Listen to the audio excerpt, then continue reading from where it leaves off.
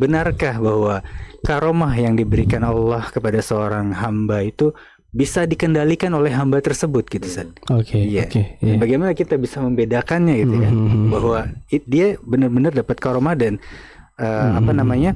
Bagaimana kita juga bisa membedakan bahwa praktek itu adalah praktek spiritual yang dilarang dalam Islam. Masya Allah. Ya ini berkaitan dengan ilmu hitam dan ilmu putih barangkali ya. Praktek-praktek seperti itu. Ya. Dan apakah kemudian orang pintar itu ya layak kalau kita sebut dia bisa mendapatkan karomah dan yang lainnya. Pertama, praktek-praktek spiritual ya, yang ini tentunya dalam syariat ya, tentu yang namanya spiritual itu apa sih? Ya istilahnya keagamaan atau yang apa sih namanya? Yang berhubungan dengan keyakinan ya kan. Ketika kita meyakini sesuatu, maka perlu adanya dasar. Ya kan? Terlebih lagi praktek-praktek yang disambungkan dengan agama. Ya. Yang mana kemudian kalau praktek-praktek ini dilakukan, maka jatuhnya masuk kepada definisi ibadah, ya kan? Dan ibadah itu harus memenuhi syarat ketika kita mau melakukan ibadah yang diterima oleh Allah SWT. Yang pertama adalah ikhlas karena Allah, bukan karena yang lainnya. Yang kedua adalah ittiba. Ittiba itu adalah mengikuti siapa? Contoh dari Nabi Muhammad SAW. Maka secara global langsung saja ya kita globalisasi bahwa praktek apapun yang dianggap sebagai suatu ibadah, maka harus ya di dalamnya ada keikhlasan kepada Allah. Ya. Kalau kita tidak ikhlas kepada Allah, maka nanti jatuh kepada dosa riya. Ya, karena dia mengharapkan ibadah itu kepada selain Allah, entah itu manusia atau ya manusia ya kebanyakan pastinya ya, berbangga dengan dirinya yang kemudian pengen dipuji oleh manusia. Dan yang kedua harus ada contohnya dari Rasulullah SAW. Kalau tidak maka jauhi. Kenapa? Karena agama ini sudah sangat lengkap ya, dan sudah disempurnakan oleh Allah Subhanahu wa Ta'ala. Al-yawma akmaltu lakum dinakum wa atmamtu alaikum ni'mati wa raditu lakum al-islam dina. Sudah lengkap, sudah sempurna. Maka nggak perlu lagi kita tambah-tambahkan ya dalam sekali lagi praktek-praktek ibadahnya ya yang berkaitan dengan peribadahan kita kepada Allah Subhanahu wa Ta'ala ya. Tapi kemudian ada berseliweran di sana, ada praktek-praktek yang sepertinya itu adalah terlihatnya agamis. Ya, secara apa tadi ya, spiritual seperti itu. Tapi ternyata prakteknya tidak pernah dilakukan oleh generasi manapun dari orang-orang soleh. Entah itu dari Rasulullah, entah itu dari para sahabat, para tabi'in dan yang lainnya. Ditambah lagi praktek-praktek mereka itu menyeleweng dari dalil-dalil dari Al-Quran dan Sunnah. Ya, contoh lah misalnya kita lihat ya, misalkan ada orang datang minta disembuhkan sama orang pinter tadi ya. Disyaratkan untuk nyembelih misalnya apa ayam hitam. Misal aja ini Maya, Anda juga nggak tahu, nggak pernah datang ke sana. Ya, misal doang. Di satu sisi justru ini berlawanan dengan hadis, justru ini berlawanan dengan Al-Quran. Maka ya sudah jelas ini adalah praktek yang bertentangan dengan agama kita.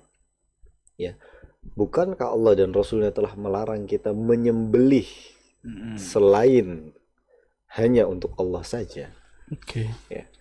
Lah kok ini dengan prakteknya kita mengharapkan misalnya nyari apa, mau didekatkan dengan seseorang dengan syarat begini dan begitu sampai menyembelihnya bukan karena Allah, tapi karena apa tadi? Pengen nemuin barang misalnya, pengen sembuh misalnya, pengen dideketin sama orang dan yang lain. Maka ini sudah menyeleweng dari praktek yang dicontohkan oleh Rasulullah Shallallahu Alaihi Wasallam. Maka jauhilah praktek-praktek yang tidak ada contohnya dari Rasul Shallallahu Alaihi Wasallam. Terlebih lagi jika praktek-praktek itu sudah bertentangan dengan apa yang disabdakan oleh Rasul ataupun difirmankan oleh Allah Subhanahu Wa Taala, maka sudah valid kesalahannya berarti. Ya, contohnya seperti tadi, kita dilarang untuk menyembelih, kita dilarang meminta, ya, dan beristi'anah, meminta bantuan kepada selain Allah. Kok kita malah cek khodam terus kita minta sama khodam. Nah, ini kan berarti sudah bertentangan dari dalil Al-Quran dan Sunnah. Maka jauhi hal itu, ya, karena ini termasuk dalam tadi lingkaran kesyirikan.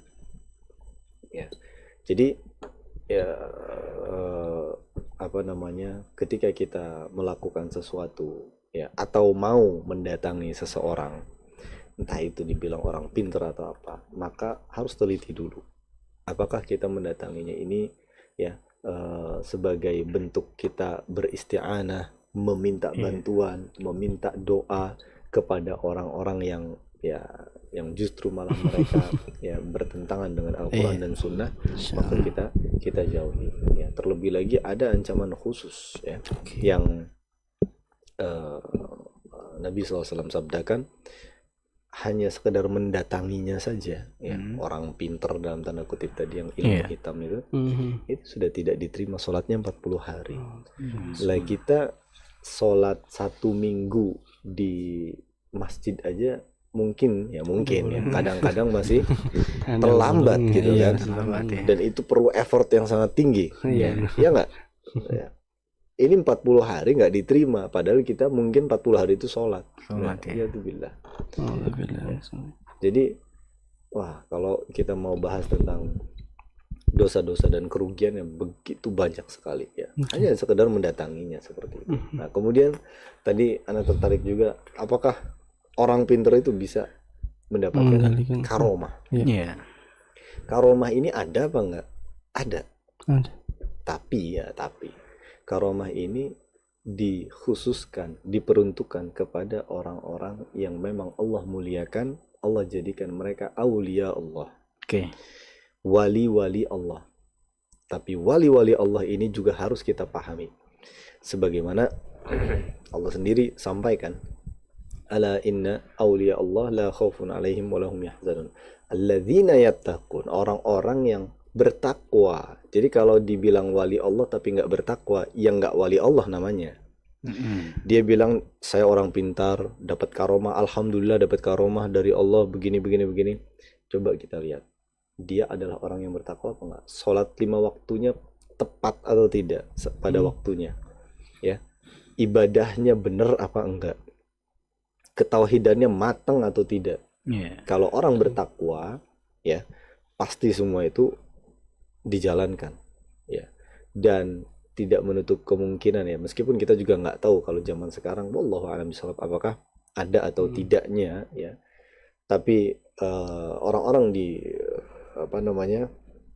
masa lalu, ya, orang-orang soleh ada yang mereka mendapatkan karomah, ya, dari Allah Subhanahu wa Ta'ala.